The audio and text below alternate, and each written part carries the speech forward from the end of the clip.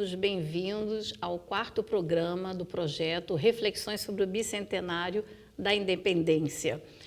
Este é o quarto encontro e neste estamos com a professora Larissa Jaqueta Riberti, que fez o bacharelado em História na Unicamp e tem um mestrado e doutorado em História Social pela Universidade Federal do Rio de Janeiro, e é uma grande especialista sobre México, onde ela inclusive fez o doutorado de sanduíche dela no México, na UNAM, e também realizou estágio pós-doutoral na Universidade Federal de Santa Catarina. Atualmente, ela é professora do Departamento de História da Universidade Federal do Rio Grande do Norte, no campus de Caicó. Então, é um grande prazer recebê-la aqui, professora Larissa, e uma das razões que nós trouxemos o México para ser refletido aqui é porque a América Latina como um todo tem muitas similaridades, na sua história, na constituição desses países, e exatamente a gente queria fazer, às vezes, um balanço, daquilo que difere e daquilo que se assemelha no caso do México e no caso do Brasil, Então, para iniciar a nossa conversa, eu queria que você explicasse, porque o México, a independência, o início do processo foi em 1810, então o bicentenário deles foi em 2010, foi anterior ao nosso, mas eu queria que antes que a gente entrasse nesse debate da independência, se você pudesse explicar para a gente o que era o México antes dessa independência, o que era essa nova Espanha, por favor. Obrigada, Carmen. Bom, quero agradecer o convite. É sempre um prazer muito grande falar sobre México, É um tema que eu venho pesquisando já há muito tempo, enfim, priorizando temas mais recentes, mas também buscando ampliar um pouco, essas relações nos séculos passados com outros processos do que a gente chama de mundo contemporâneo. Então, muito obrigada. Eu acho que é um tema muito relevante para a gente pensar a questão das independências e como se faz esse uso, nos bicentenários, enfim, desse processo. De maneira geral, o México, às vésperas da independência, era uma sociedade evidentemente colonial, bastante estratificada, onde havia uma desigualdade muito característica entre as classes sociais. Tínhamos os chamados crioulos, com 2 L's em língua espanhola, é importante ressaltar, que eram os espanhóis nascidos na América, os descendentes de espanhóis nascidos na América, os chamados espanhóis peninsulares, que aí ganham outros termos e outros conceitos que são conceitos muitas vezes ligados a línguas indígenas ou, enfim, à própria língua espanhola, mas eu acho que no Brasil a gente pode convencionar chamá-los de espanhóis peninsulares, que dentro desse debate, dessas disputas sociais que se aprofundam durante o século XVIII entre colônia e metrópole, são considerados aqueles puro sangue, e aí também destaca-se uma diferença racial bastante substantiva, e temos os povos indígenas, que no caso do México é um componente muito fundamental para a gente entender como se constrói esse Estado-nação ao longo do século XIX e como se configura o processo de independência. Porque quando a gente fala de povos indígenas no México, tradicionalmente relembramos de 2 sociedades fundamentais, os astecas, que são os mexicas, e os maias. O primeiro era um povo que habitou a região mais central do México, onde se consolida o processo de conquista ou invasão, preferimos chamar dessa forma, pelo Hernán Cortés, ali no século XVI, e o outro é uma sociedade que habita a região mais ao sul, a chamada Península de Yucatán, que naquela época também era agregada aos atuais países de Belize, Guatemala, enfim, toda essa região da América Central.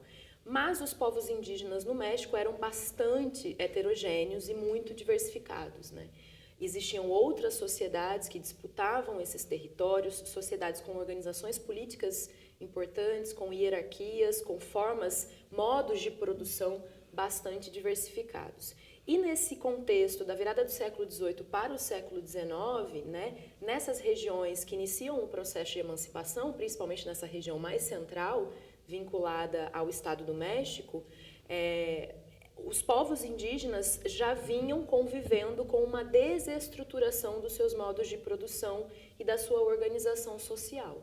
Então, além desse impacto com o contato né, com os espanhóis colonizadores naquele momento ao aprofundamento das questões tanto materiais como sociais e culturais, que faz com que esses vários, né, grupos de indígenas sintam o impacto da colonização e o desgaste desse sistema colonial no final do século XVIII, na virada para o XIX.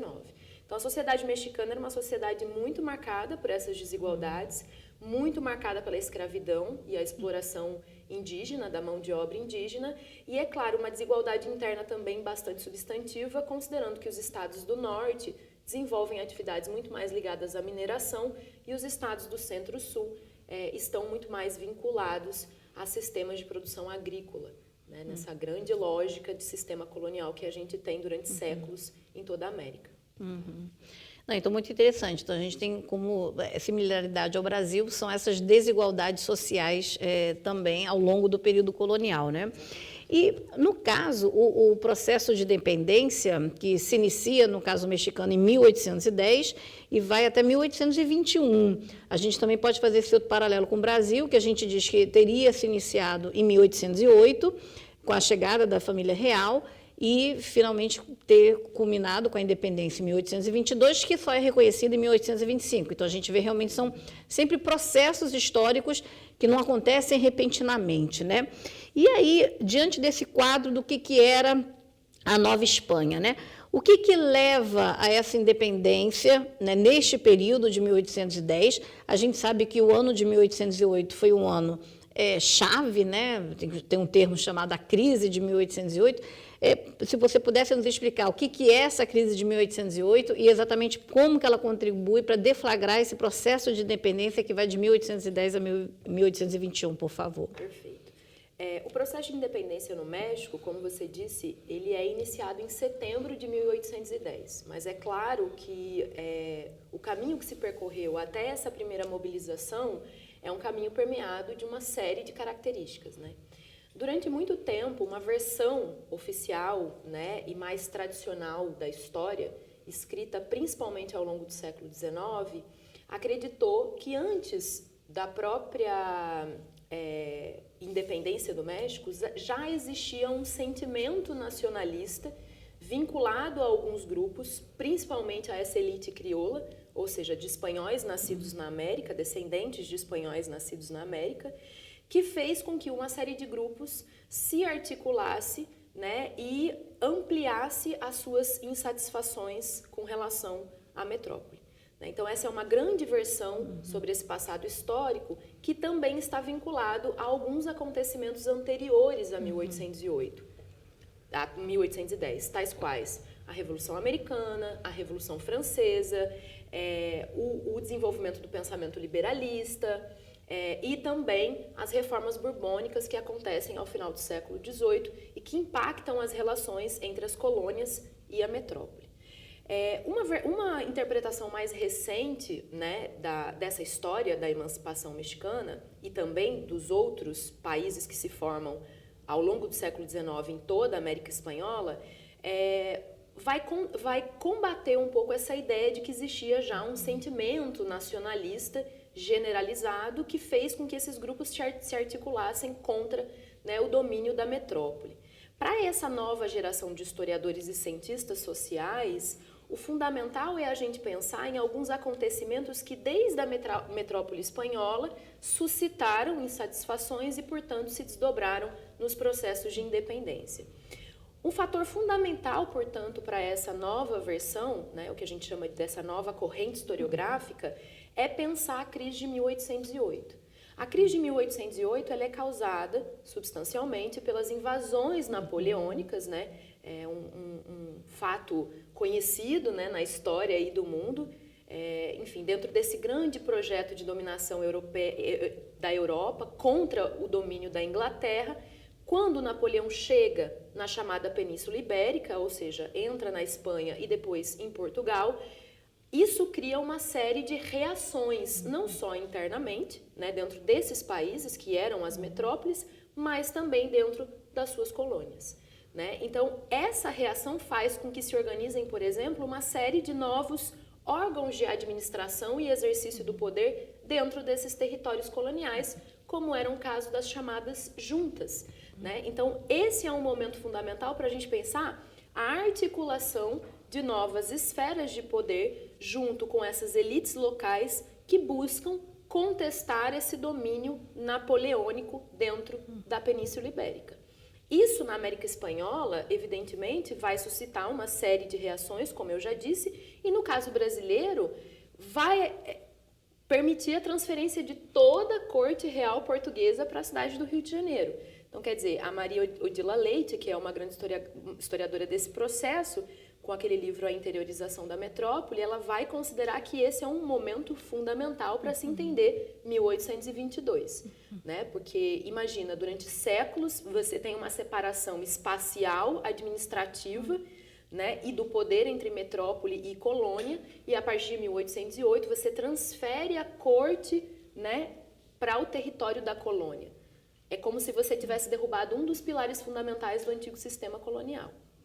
Né? Não existe mais essa separação entre metrópole e colônia, né? E é evidente que isso causa uma mudança profunda nas mentalidades, nas práticas, nos sistemas administrativos do Brasil naquele momento. No caso da América Espanhola, no caso do México, né, eles também vão viver, ainda que não houvesse a transferência de uma corte para aquele território, mas vão viver os impactos desse momento, né? Então, se aprofundam as insatisfações dessa elite crioula em relação à metrópole, porque havia uma discussão muito grande dentro da coroa espanhola, né, sobre o apoio ou não das invasões napoleônicas, né? A Espanha chega a assinar um tratado permitindo a entrada de Napoleão no seu território, que faz com que internamente grande parte dessa dinastia borbônica perca muitos dos seus apoios naquele momento. O José Napoleão, que era irmão do Napoleão Bonaparte, assume o trono espanhol naquele momento, né? Então isso faz com que se acirrem, evidentemente,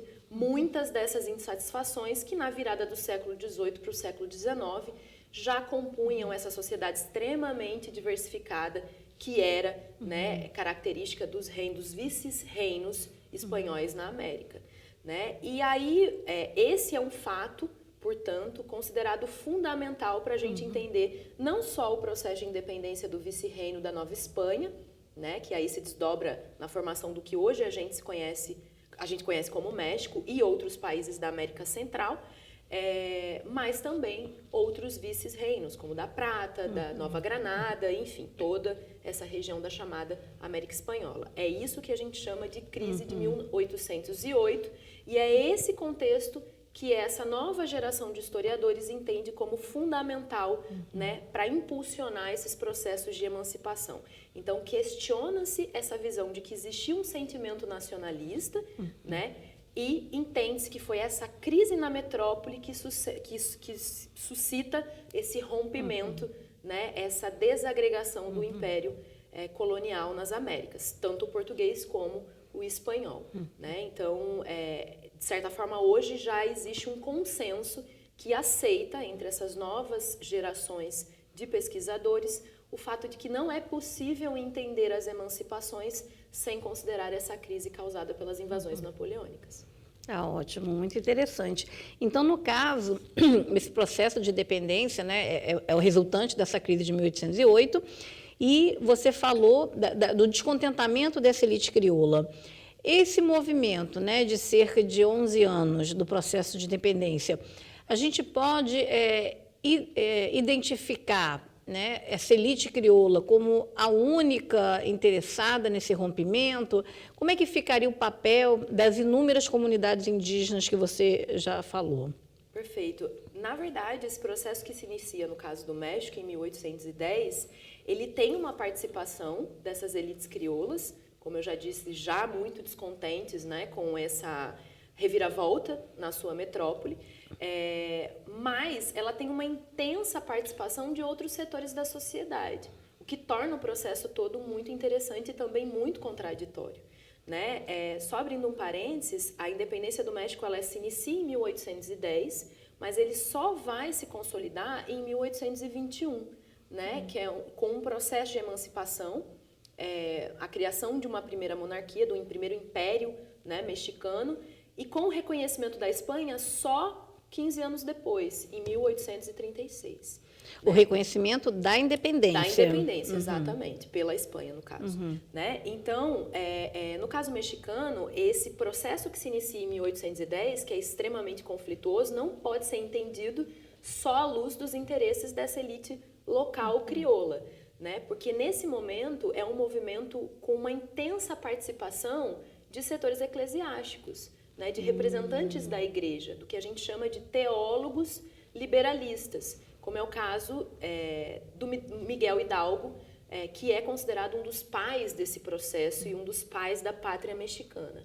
Tudo começa, né, vamos dizer assim, com o chamado Grito de Dolores, que é a leitura de um documento, né, lido evidentemente em forma de sermão, conclamando os grupos, não só aqueles insatisfeitos com as políticas coloniais, mas também os grupos indígenas, ou seja, os pueblos, contra a dominação dos peninsulares e, evidentemente, contra toda essa situação que reforçava, né, essa dependência em relação à metrópole. Esses grupos de teólogos foram fundamentais nos anos anteriores e ao longo do processo de emancipação, porque através dos sermões, através dos seus discursos, eles transmitiam para grande parte dessa população, na sua grande maioria iletrada, né, analfabeta, muitos desses pensamentos vinculados à necessidade de separação ou de uma maior autonomia em relação à metrópole. Né? Essa nova interpretação sobre o processo de independência também vai defender que, nesse momento, a questão da independência, o termo independência ou autonomia não era um ponto comum entre essas lutas, mas isso vai se criando ao longo desse processo que acirra os conflitos, enfim, nesses 11 anos. Né?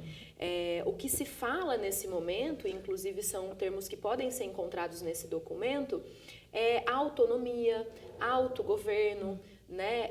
Enfim, soberania, né? Termos que você entende que buscam estabelecer uma separação entre aquelas ordens que vinham desde a metrópole, né? E, enfim, o que sofria a colônia internamente. Né? E os indígenas foram fundamentais nesse processo.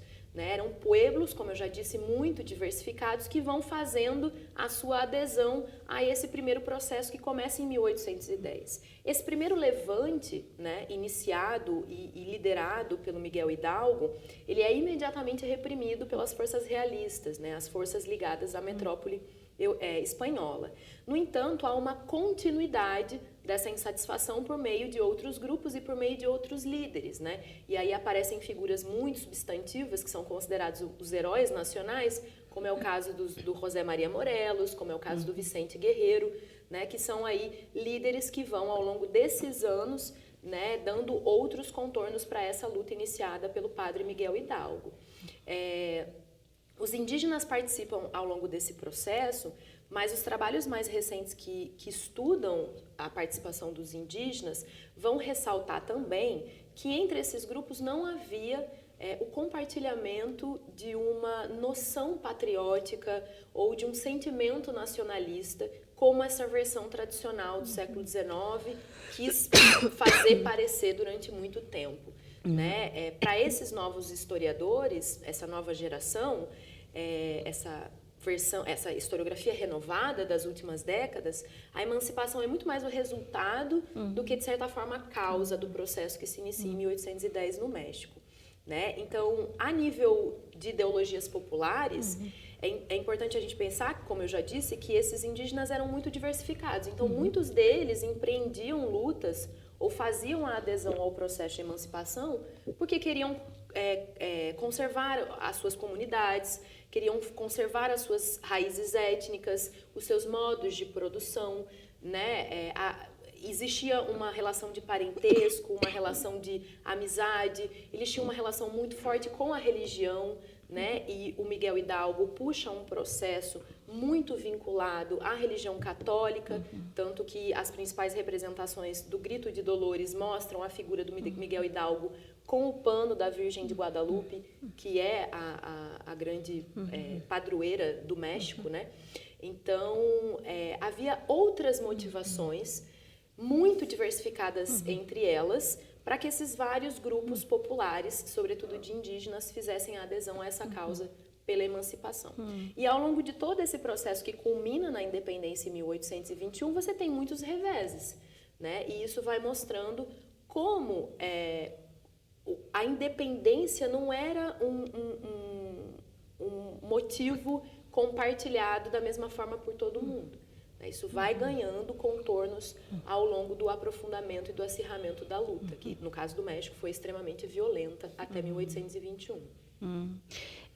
Essa sua resposta, assim, trouxe dois aspectos que eu achei relevantes. Vou explorar o primeiro e posteriormente o segundo. Você falou aí da monarquia, que em 1821 teria sido criada uma monarquia no México, né? No senso comum, a gente sempre coloca que o Brasil teria sido o único país das Américas que teria estabelecido uma monarquia. E aí eu pergunto, né, como é que ao longo desses 11 anos de guerra, né, de combates aí para a concretização da independência, como que surge essa monarquia? Por que a opção por essa forma de governo? Enfim, quanto tempo que ela dura e por que depois, né, vem a república, que para a gente, a princípio, o México teria sido imediatamente república. E aí depois eu vou falar sobre o segundo aspecto. Bom, o México vai viver uma monarquia durante 2 momentos no século XIX. O primeiro momento é a partir de 1821, quando se estabelece a emancipação e se cria o chamado Primeiro Império Mexicano. O Primeiro Império Mexicano, do ponto de vista territorial, ele era muito mais extenso do que atualmente as fronteiras do México revelam. Então, ele ia desde aquela região da Califórnia, nos Estados Unidos, né? Acho que pega até um pedaço do que hoje é o Canadá, até a região da América Central, né? Considerando que os países dessa região da América Central não haviam passado por processos de independência ainda. Né? Então, nesses primeiros anos da década de 1820, vai se formar no México esse primeiro Império Mexicano com o Iturbide, que era um general ligado às forças realistas, ou seja, às forças espanholas, e que foi convocado para liderar um exército contra justamente os insurgentes nessa fase final, no que a gente chama de quarta fase do processo de emancipação mexicano. Só que o Iturbide, ele tem uma noção de que era necessário negociar com essas forças, era necessário mitigar, né, as divergências internas para que se pudesse, enfim, dar um rumo para aquele processo extremamente violento e conflituoso que já durava mais de 10 anos. E a criação do Primeiro Império Mexicano é a consequência, né, o primeiro passo para o processo de emancipação em relação à colônia. Né? Só que ele revela também como eram conflituosas as ideologias e as motivações desses vários grupos que compuseram aí essa luta pela emancipação. Né? Esse primeiro império é criado a partir de 1821 e vai durar até mais ou menos 1823, 24. O Iturbide é colocado como imperador, né? Então, ele é colocado ele ou é ele nomeado. Então tinha apoio, realmente. Ele tinha apoio de uma elite com quem ele consegue negociar naquele momento. Porque ele é muito favorecido pela chamada primeira onda de revoluções burguesas que acontece na Europa.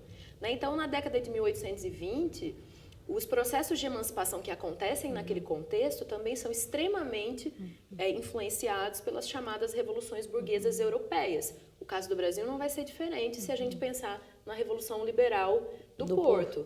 Né? O caso da Espanha também não vai ser diferente, porque eles vivem um processo de revolução também na década de 1820, né? Que é uma resposta ao processo de restauração, né, que se dá em toda a Europa a partir de 1815, a partir do Congresso de Viena.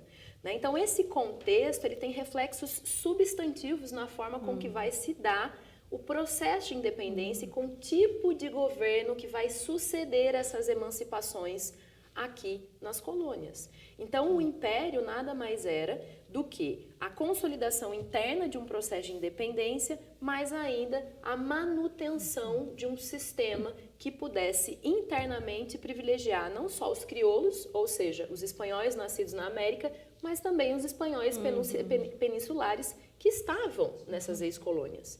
Né? Então, esse primeiro Império Mexicano mostra como os processos de emancipação eles se iniciam com etapas que podem ser muito violentas e muito contestadoras.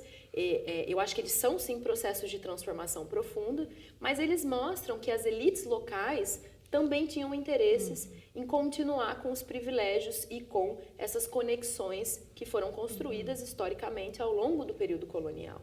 Né? E o segundo momento que o México vai viver uma monarquia é justamente no período das invasões francesas, né? Entre a década de 50, 1850 e 60. Né? Vai ter um breve período de invasões francesas e aí vai ser declarada, por um curto período também, a chamada Segunda Monarquia. Então, o Brasil não é o único caso a mostrar como é difícil, né, você promover de fato uma ruptura. Afinal de contas, foram séculos de dominação colonial. Né, e promover uma ruptura substantiva com uma população, com bases populares tão desagregadas entre si, não seria fácil. Eu acho que isso a literatura vai nos mostrar com os processos posteriores revolucionários. Né? Então, no caso do México, não foi diferente, ainda que a monarquia tivesse durado bem pouco em relação ao caso brasileiro. Ótimo. E aí, voltando ainda àquela sua resposta anterior, você falou nos teólogos. Eu achei interessante, né? Por que os teólogos viraram agentes desse processo de independência? Qual era o interesse que estaria por trás? Porque são teólogos, a gente pensa que vão ficar estudando questões religiosas, filosófico-religiosas, mas o que os leva justamente a ter uma atitude política, uma agência política nesse processo?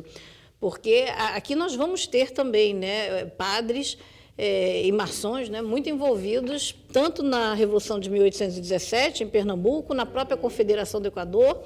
E aí eu achei interessante também esse possível paralelo, né? Por que esses teólogos eles estão, digamos, à frente, né, do grito de Dolores, desse processo que você explicou?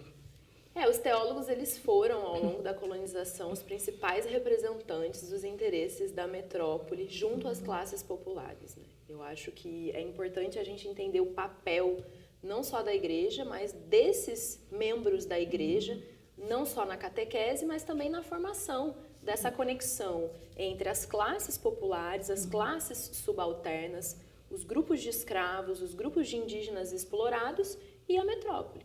Né? Porque não é possível você garantir a coesão de um sistema durante tantos séculos se você não tem vinculações com as suas classes, se você não mantém controladas as suas classes populares. Então, durante muitos séculos, os teólogos, os padres, os clérigos de maneira geral, por mais que eles representassem essa religião católica extremamente hierarquizada, eles foram essa ponte entre as esferas de poder e as classes subalternas. Né? E o processo de catequização, tanto dos indígenas como de escravos libertos ou, enfim, de outros grupos, é uma prova disso tudo.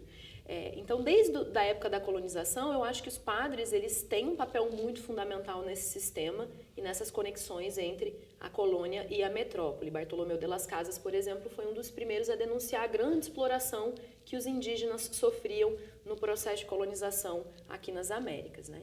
Só que essa relação ela vai mudando muito. Né, com o aprofundamento das contradições, da exploração, com as crises que o sistema colonial vive, ao final do século XVIII, com toda a experiência, eu acho que política, vivenciada no mundo ocidental, e aí a gente pode incluir a Revolução Americana, a Revolução Francesa, as reformas borbônicas e a crise de 1808, esses são teólogos, esses são intelectuais, né, que começam a conviver com outras ideias, que começam a conviver com outras ideologias. No caso do México, esses padres que fizeram parte do que a literatura chamou, do que os relatos chamaram naquele momento de uma grande conspiração contra a metrópole, são clérigos, teólogos que têm um contato bastante significativo com a ideologia liberalista. Né? E isso é fundamental para eles pensarem algumas questões vinculadas aos direitos individuais, à liberdade, ao fim da escravidão. Né? Então, são teólogos que tomam contato com essa discussão, que leem muito sobre isso, que conversam muito sobre isso e que, através dos sermões, passam isso para as classes populares, para as classes subalternas. E vão forjando uma espécie de consciência vinculada a essas novas ideologias. É claro que é muito importante a gente dizer que o tipo de liberalismo que se reproduz nas colônias não era um liberalismo que repetia integralmente, literalmente, os preceitos que levam à Revolução Francesa, por exemplo, né? Ou a etapa jacobinista da Revolução Francesa, que é um aprofundamento desse radicalismo contra o antigo regime, etc. O tipo de liberalismo que se forja nas colônias, e no caso do México, né, eu acho que o Brasil passa também muito por isso, né, é um liberalismo que queria uma autonomia em relação à colônia, que estava, no caso desses teólogos, muito vinculado a essa relação que eles possuíam com as classes indígenas, e por isso há uma denúncia bastante substantiva dessa exploração, que evidentemente começa a ganhar uma aceitação popular nesse período de crise, né, no início do século XIX. Então, o papel desses teólogos foi muito importante, porque se ao passo que durante o sistema colonial eles foram representantes fundamentais da metrópole, nesse momento eles começam a questionar, né, enfim, as tentativas de reforçar a dependência entre colônia e metrópole, e também esse grande sistema colonial que existia nesse momento baseado nessas explorações. Né? Ao mesmo tempo, são figuras que reforçam características e práticas que foram construídas ao longo do período colonial, como é o caso da religião católica, né? Que no caso do México obscureceu e foi sincretizada com as práticas religiosas indígenas, muito diversificadas, mas que serviu como instrumento fundamental de dominação desses grupos ao longo de todo o período colonial. Né? Então, são figuras fundamentais que, nesse momento, vão adquirir um protagonismo bastante expressivo por conta dessa atuação já histórica junto a essas classes populares.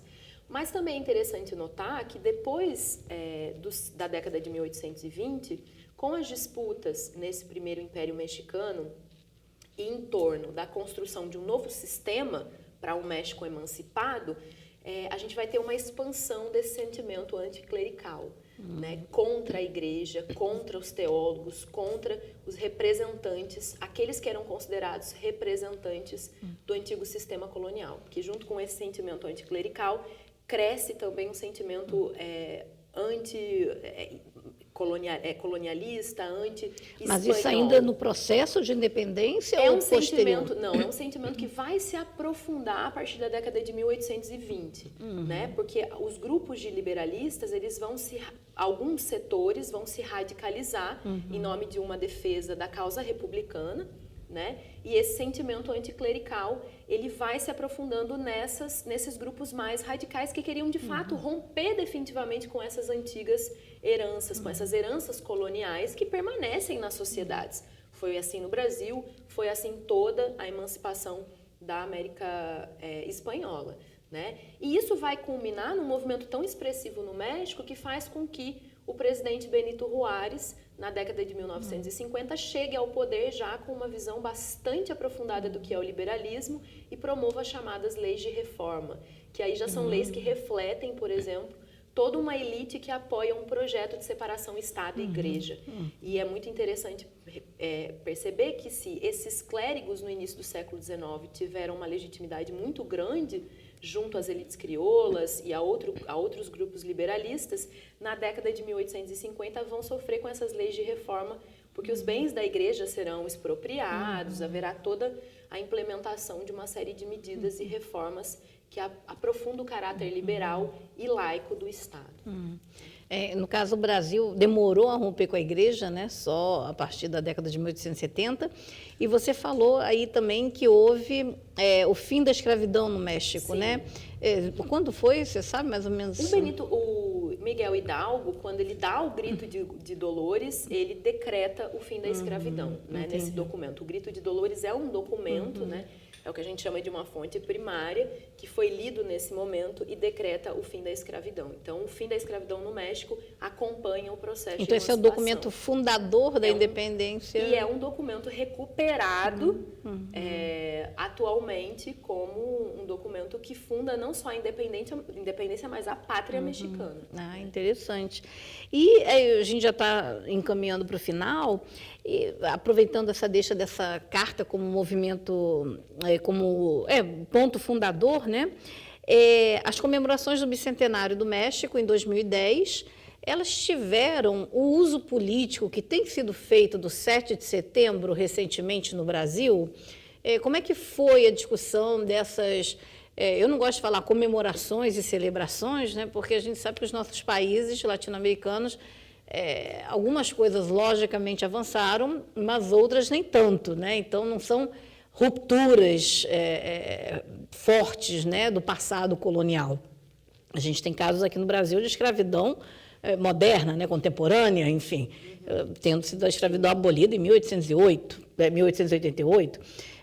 Enfim, então, você acompanhou esses movimentos de recuperação dessa independência? Você falou justamente que essa carta está sendo reutilizada. Como é que foi o debate lá no México? Eu acho que, assim, como está sendo feito no Brasil, não, porque a gente vive atualmente um uso político muito forte desse passado, principalmente do que a gente chama de marcos fundadores da nossa nação ou aqueles símbolos e eventos que se relacionam à formação da identidade nacional. E isso tem acontecido de maneira muito forte no Brasil e de uma maneira muito contraditória, porque temos agora um governo, né, totalmente dominado por militares, que historicamente são uma classe que fazem uma leitura extremamente complicada desses eventos fundadores e que muitas vezes obscurecem participações populares, enfim, o jogo das elites, a exploração das classes subalternas, enfim.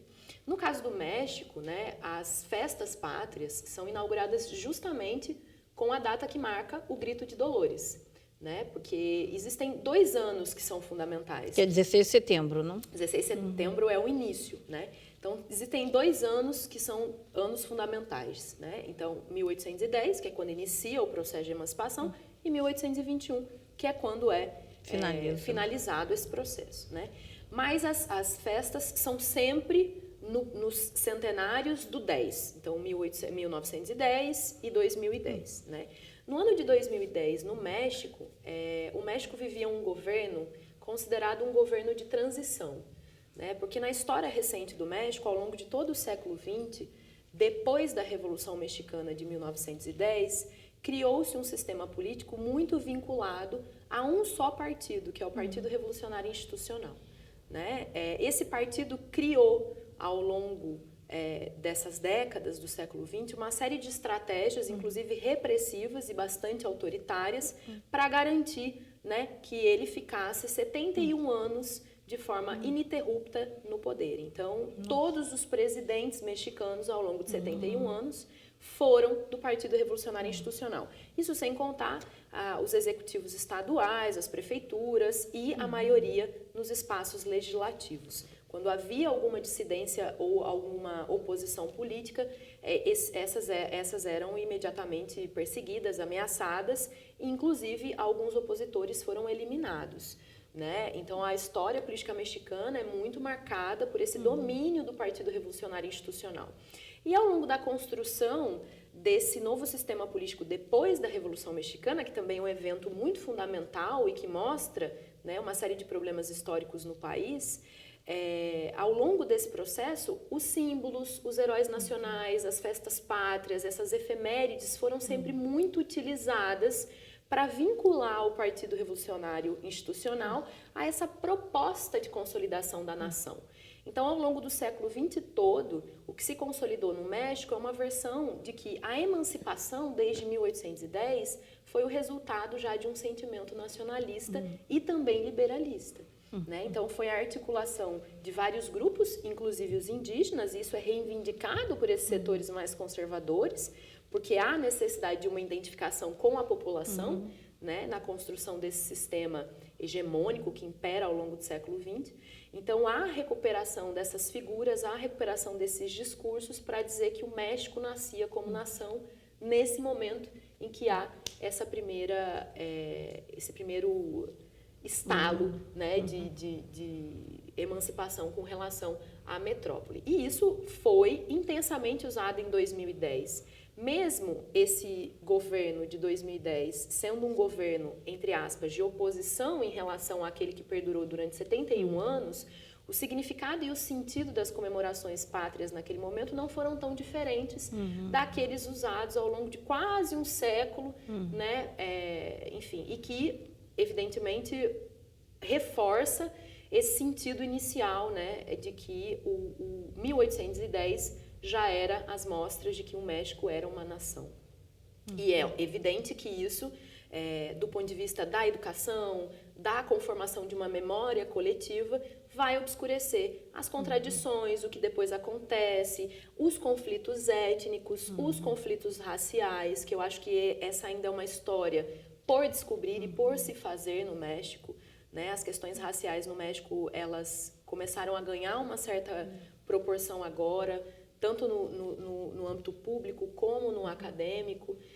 Então, eu acho que essa versão que se consolida, que se reproduz em 2010, é justamente, né, essa versão que vem sendo construída por um sistema político autoritário ao longo de todo o século XX. Infelizmente, eles ainda não conseguiram dar um outro sentido do ponto de vista oficial para as narrativas e para a memória coletiva que se construiu em relação a 1810, 1821. Agora, é claro que existem iniciativas, lugares de memória, novos personagens, novas narrativas que vão sendo trazendo a público pelas iniciativas não governamentais, né, por grupos sociais específicos, dentro dos espaços acadêmicos, que não são poucos no México, né?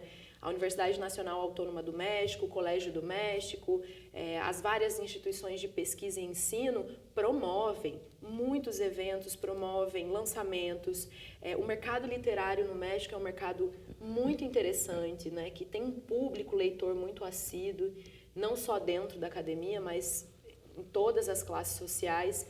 Então, isso busca promover, né, também junto à opinião pública, às consciências coletivas, uma nova visão, né, ou pelo menos um debate mais honesto e profundo do que foi o processo de emancipação no México.